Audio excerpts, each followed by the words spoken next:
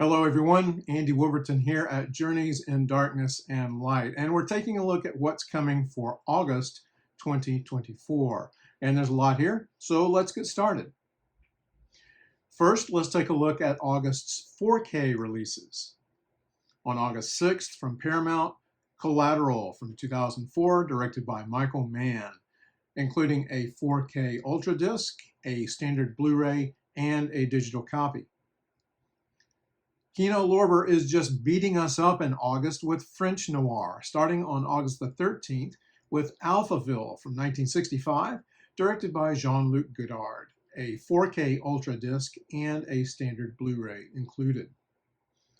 Also on the 13th, Les Doulos from 1963, directed by Jean-Pierre Melville, also a 4K Ultra and Blu-ray combo. And Kino's not done yet. Also on August the 13th, one of my favorite French noir films, Bob Le Flambeur from 1956, another Jean-Pierre Melville film, and also another 4K Blu-ray combo.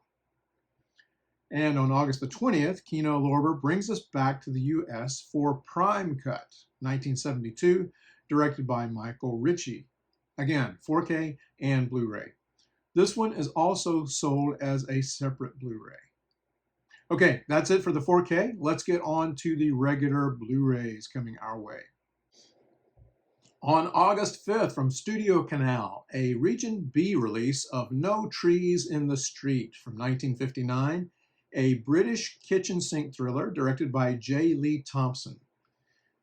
If you wanted to be a hoodlum in 1950s England, a policeman named Frank has a cautionary tale.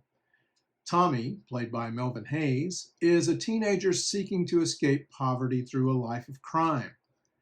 Reporting to crime boss Wilkie Wilkins, played by Herbert Lom, Tommy discovers not only that his sister Hetty, played by Sylvia Sims, is attracting the attention of Wilkie, but is also getting looks from Frank the cop.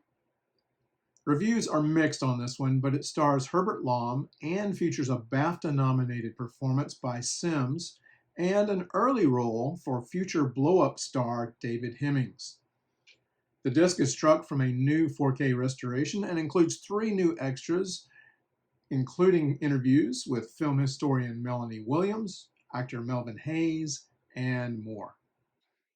On August the 13th, we have a re-release of 99 River Street from 1953, directed by Phil Carlson, starring John Payne and Evelyn Keyes.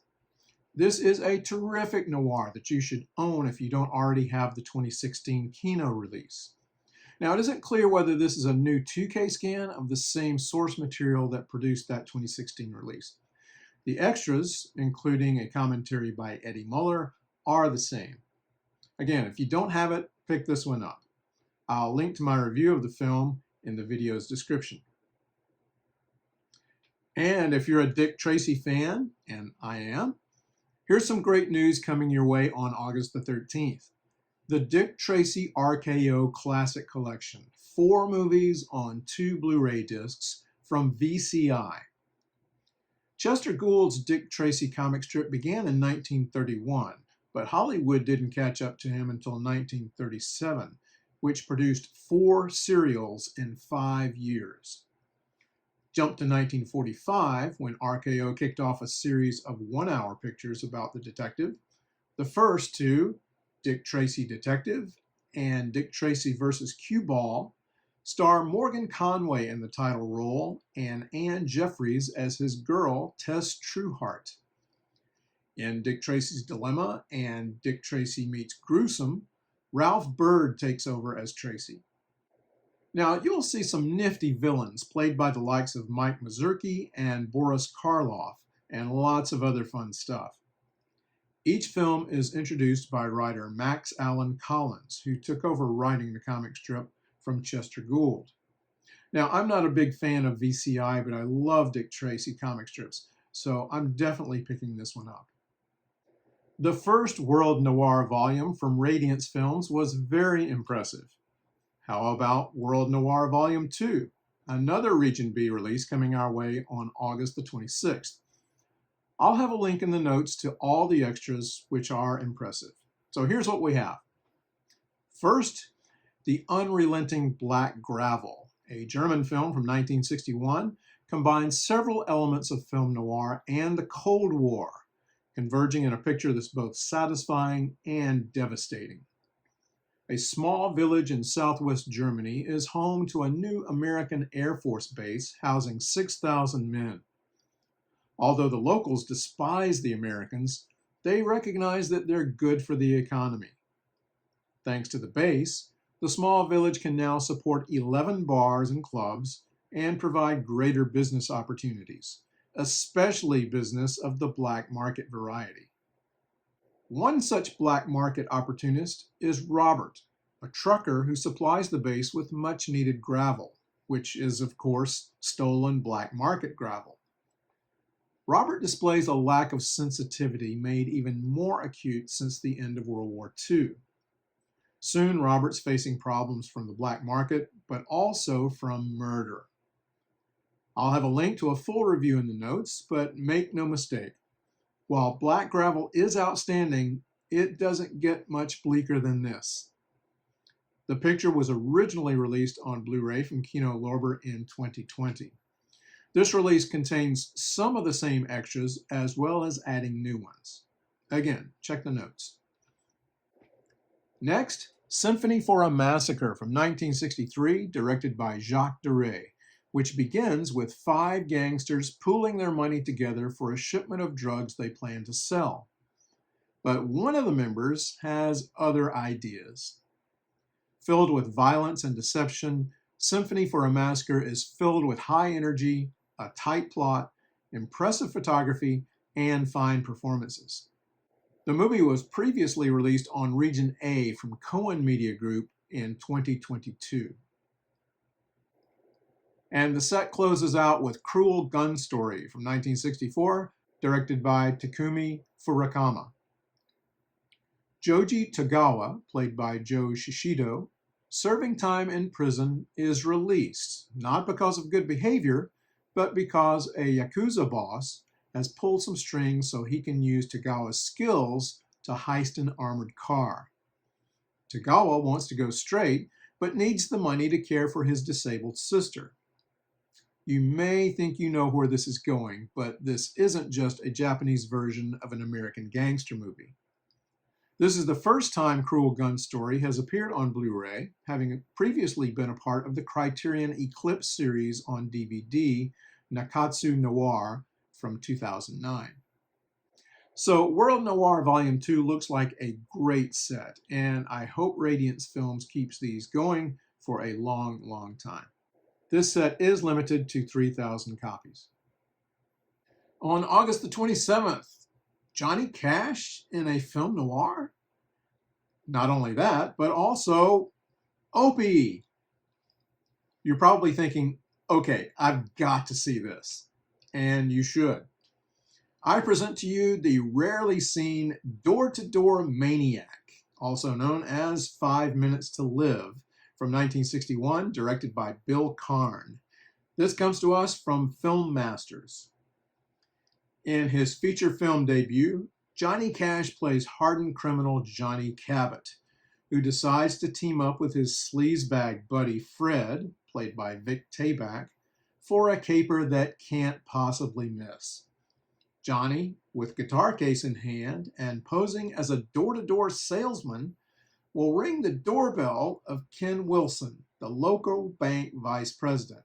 And I could tell you more, but I hope you'll read a short article I wrote about the film over at my Substack newsletter. I'll link to it in the notes.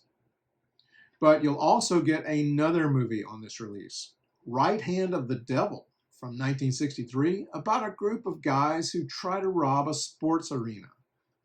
The release contains audio commentaries for both films, a visual essay, trailers, and writing on the films by Don Stradley and C. Courtney Joyner. This is a region-free release.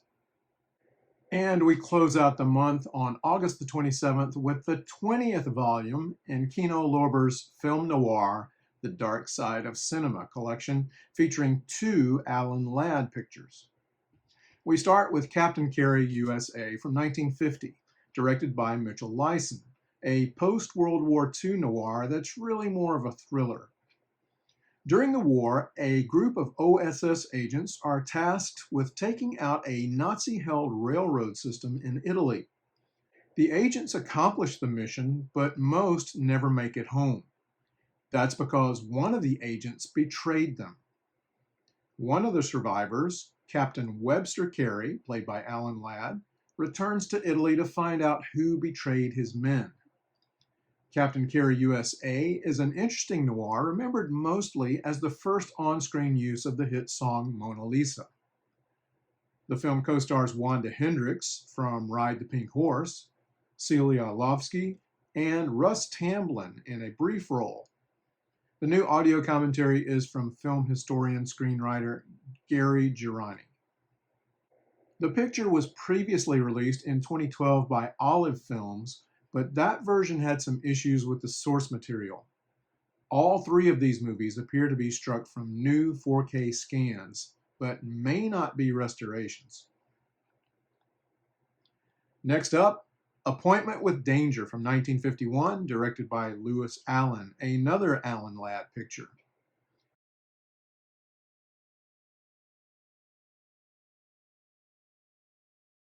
When a U.S. postal inspector is murdered during a postal truck robbery, Al Goddard, played by Ladd, is sent to investigate. Himself a postal inspector, Goddard tracks down a young nun, played by Phyllis Calvert, who witnessed two men acting suspiciously just before the robbery. Goddard knows there's a connection to a local gang that pulls jobs like this. Now, if he can only infiltrate the group and bring these guys down. Appointment with Danger mixes hard-boiled noir with humor, some of it unintentional, without spontaneous combustion happening. Don't ask me how. The picture also features Jack Webb and Harry Morgan, who would work together again several years later. And it also features one of my favorite noir character actors, Paul Stewart. The disc includes a new audio commentary by Serial at Midnight podcast host Heath Holland and writer Max Allan Collins. We close out the set with Make Haste to Live from 1954, directed by William A. Sider. Crystal Benson, played by Dorothy McGuire, a newspaper publisher in a small New Mexico town, has her life turned upside down by a visit from Steve Blackford, played by Stephen McNally. What's he want with Crystal? Just this. Blackford's a gangster who, years ago, was married to Crystal, who ditched Blackford after he was hit with a murder charge. Now he's back for revenge. By all accounts, this one starts well, ends well, but drags in the middle. Director William Sider had a long career, mostly in the 1920s and 30s, primarily making romantic comedies. So film noir seems a bit of a stretch. But he also made another noir, Borderline, from 1950. Make Haste to Live was his final film. This one has an audio commentary by film historian Sam Deegan. If you're in the Chicago area in September, you need to head on over to the Music Box Theater for the next stop in the Noir City Tour, September 6th through 12th. Great films at a great venue, and you'll have a chance to meet Eddie Muller and Alan K. Rohde. You can find out more at noircity.com or Music Box Theater, that's theater with an R-E, musicboxtheater.com. That's going to do it for August. Sometimes release dates do change, and if they do, I will let you know. And if I've missed anything that's coming out in August, please let me know. And if you enjoy my videos and would like to show your appreciation, you can buy me a coffee. Here's how. And if you enjoy my videos, you may also enjoy my writing. I've started a Substack newsletter focusing on film and other topics. You can read most of those articles there for free. Others are for paid subscribers, but I hope you'll check it out and consider becoming a free or paid subscriber. Most of these articles are shareable, so if you know someone who might like them, please share them. I'd like to thank my recent subscribers to my Substack newsletter: Rennie, Patrick B., paid subscriber Robert C., Kevin H., CC, Spirit Bear, Matthew B., Libby R., WMC Vanderberg, Millennial Mrs., Rick Silver, Paolo, and Kevin P. Thank you all so much. And a special thanks to Bick, who bought me several coffees from my Buy Me a Coffee prompt and left a very kind note. Thank you, Bick. Thanks everyone for watching. Everybody take care, stay safe, and watch some great film noir.